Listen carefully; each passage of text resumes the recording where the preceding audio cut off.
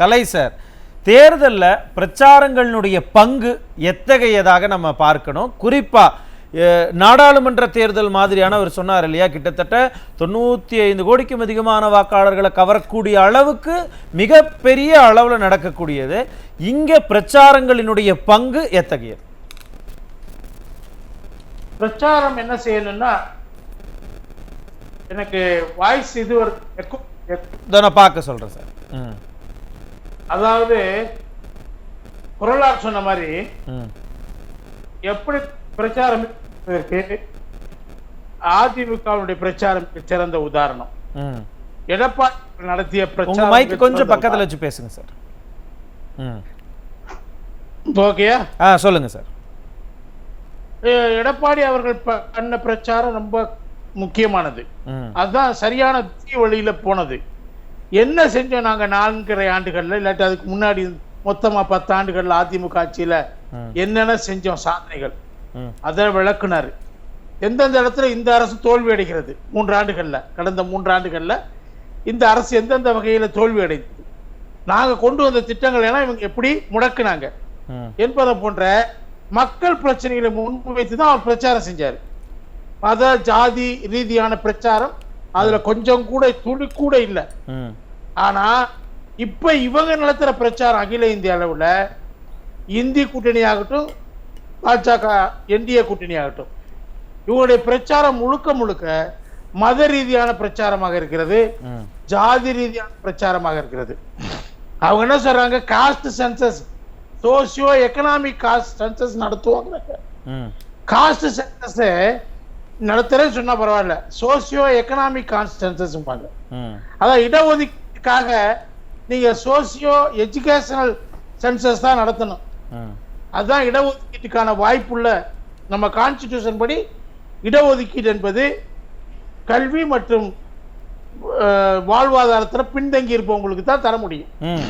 ஆனா நீங்க சமூக ரீதியாக கல்வி ரீதியாக பின்தங்கிய மக்களுக்கு தான் நீங்க தர முடியும்.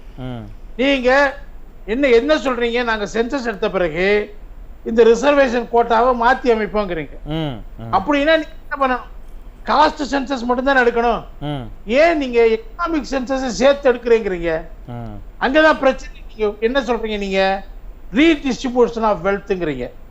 இந்த நாட்டினுடைய சொத்தை நாங்கள் மறுபதிவு செய்வோம், மறு விநியோகம் செய்வோம், ரீடிஸ்ட்ரிபியூஷன். இந்த நாட்டுடைய சொத்தை நாங்க மறு விநியோகம் செய்வோம் அப்படின்னு சொல்றீங்க. நீங்க இன்னொருத்தர் என்ன சொல்றாரு, இன்ஹெரிட்டன்ஸ் ஆஃப் டாக்ஸ். இன்ஹெரிட்டன்ஸ் டாக்ஸ்னா அமெரிக்காவில் இருக்குது. அது என்னன்னா, நீங்க உங்க சொத்தை நீங்க உங்க வாரிசுகளுக்கு தரும்போது அதுல பாதிய அரசாங்கத்துக்கு கொடுத்துடணும், வரியாக கொடுக்கணும். அந்த இன்ஹெரிட்டன்ஸ் டாக்ஸ கொண்டு வருவோன்னு இவங்க தேர்தல் அறிக்கையில சொல்லல காங்கிரஸ். ஆனா வெளியில ராகுல் காந்தி பேசிட்டு பிறகு பின்வாங்கிட்டாரு. இதுல பேசும் முன்னெடுப்புகளும் பின்வாங்கலும் தொடர்ந்து இந்த இடம் தான் சார். இந்த இடம் தான் இப்ப என்னன்னா, ஒரு விஷயத்த பேசுறாங்க, மிக கடுமையான எதிர்ப்புகள் வரும் பொழுது அதை பின்வாங்குறாங்க, மறுபடியும் வேற ஒரு விவகாரத்தை கையில் எடுக்கிறாங்க, மறுபடியும் எதிர்ப்பு வருது, மறுபடியும் பின்வாங்குறாங்க. ஏன் இந்த மாதிரியான விஷயங்கள் இதை ஒரு வியூகமா எடுக்கிறாங்க? அது அந்த இடத்துல ஃபெயிலியர் ஆகுது, இம்மீடியட் ரியாக்ஷன் வருது, அடுத்த நாளே மாத்தி பேசுறாங்க. இது எல்லாம் மக்கள் கிட்ட என்ன மாதிரியாக போய் சென்று சேரும்?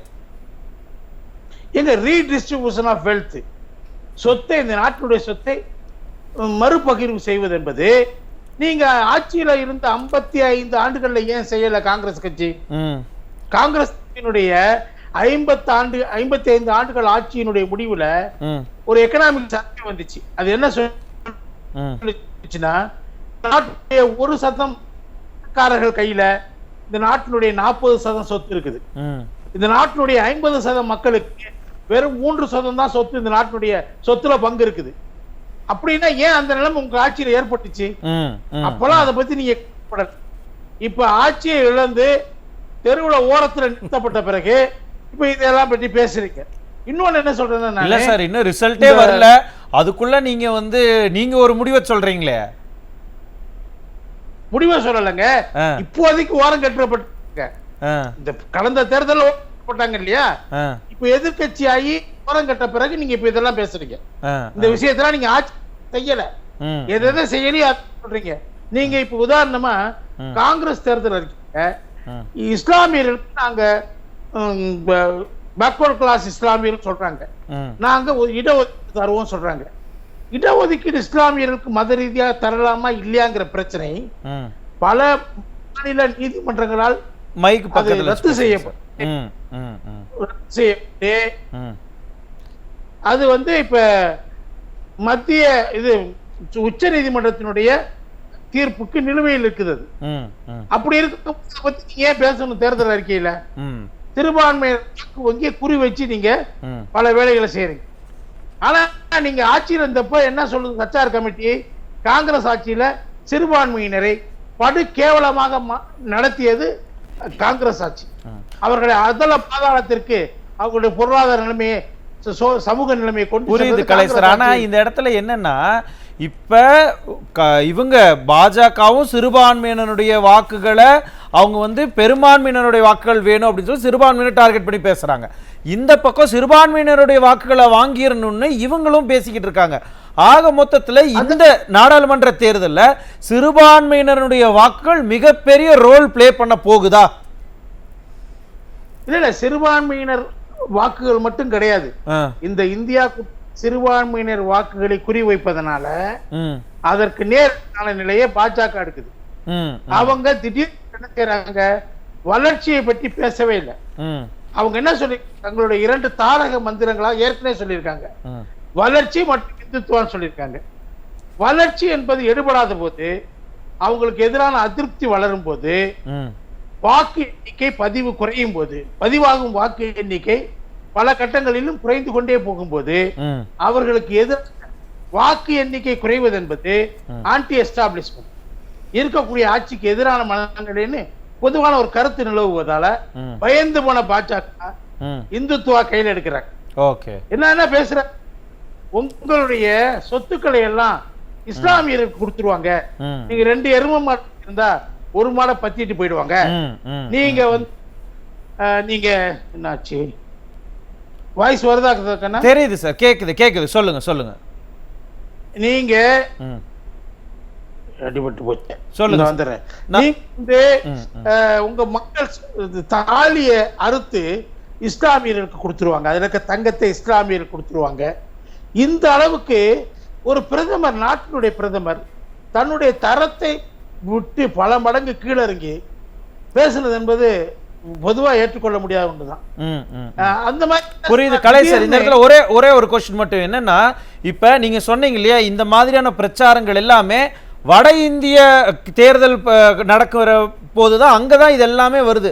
ஆனா தென்னிந்தியாவில் எந்த இடத்துல இந்த மாதிரி எல்லாம் பேசவே இல்லையே. அப்ப மத்திய அரசோ இல்ல தேசிய நேஷனல் என்டிஏ அலையன்ஸோ இண்டி கூட்டணி ரெண்டுமே எடுத்துக்கிட்டாலும் தென் இந்தியாவை ஒரு மாதிரியும் வட இந்தியாவை ஒரு மாதிரியும் தான் அணுகுறாங்களா இந்த தேர்தல் விவகாரத்துல?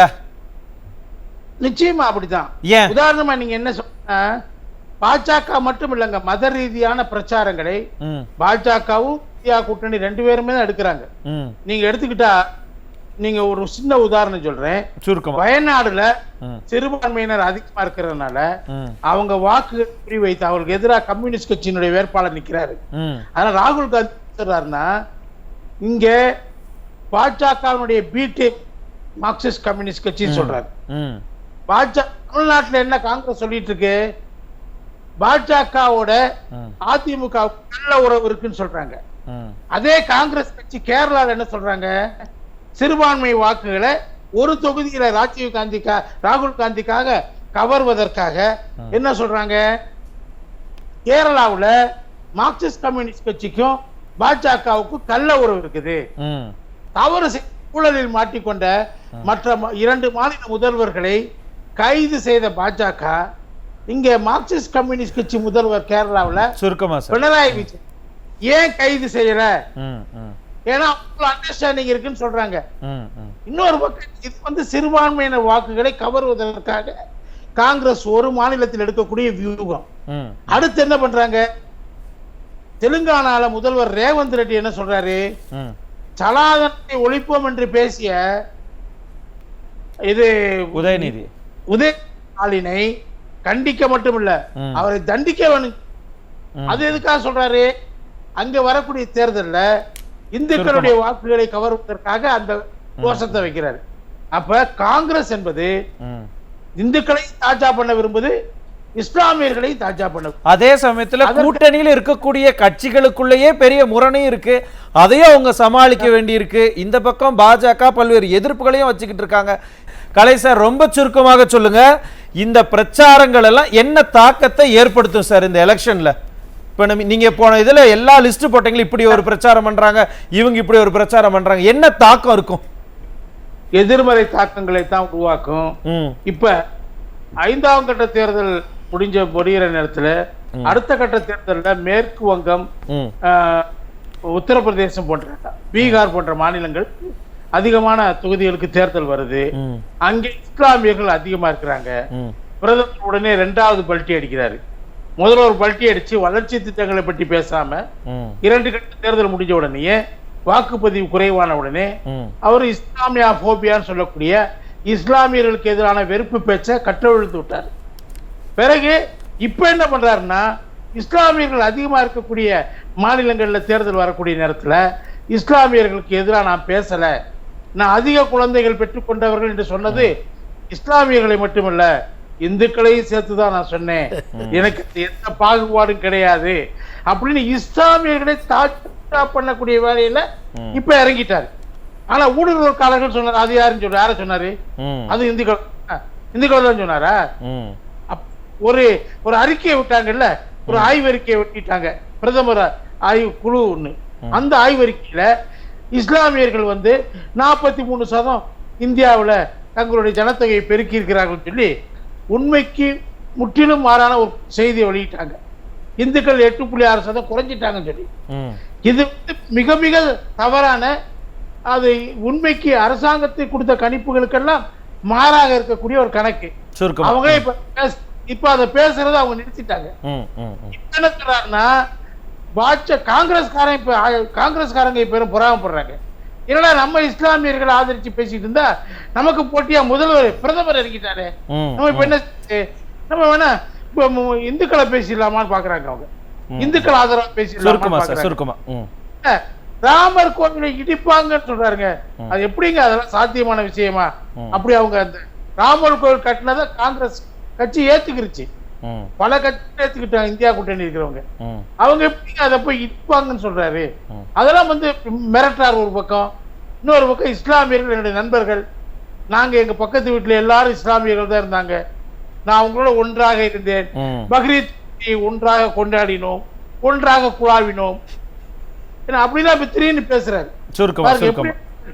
பல பல்ட்டி, அடுத்த பல்ட்டி 7-8 கட்ட தேர்தல் வரும்போது இனி என்னங்கிறதை நம்ம பொறுத்திருந்து பார்க்கலாம். கலை சார், நன்றி. ராஜேஸ்வரி, ரொம்ப சுருக்கமா உங்க இறுதி கருத்தை சொல்லிடுறேன். பித்தம் பிடிச்சிருது யாருக்குமே. வாக்கு சதவீதம் குறையும் போது, பதிவான வாக்கு சதவீதம் குறையும் போது யாருக்கு பித்தம் பிடிக்குது? பயம். திமுகவுக்கு பித்தம் பிடிச்சிச்சு. என்ன சொல்றாங்க தெரியுமா? அந்த சட்ட அமைச்சர் ரகுபதி அதிமுக கட்சிக்குள்ள இருக்கிற தலைவர்கள்ல கோல் மூட்டி விட்டு, இவருக்கு அவருக்கும் பகை, இவருக்கு எதிராக அவர் செயல்படுறாரு அப்படின்னு சொல்லி ஒரு கோல் மூட்டி, அதாவது இவங்க ஒருவேளை ஜெயிச்சுட்டா கூட இந்த கட்சி கூட சண்டையை கிளப்பி விடணும். இப்பயே கோல் வேலை செய்யற அந்த பயத்தினுடைய வெளிப்பாடாகத்தான் அதை நம்ம பார்க்க வேண்டியிருக்கு. நம்ம தொடர்ந்து பேசலாம். இதே உங்க இறுதிக்கு அடுத்த எடுத்துக்கிறேன். நன்றி.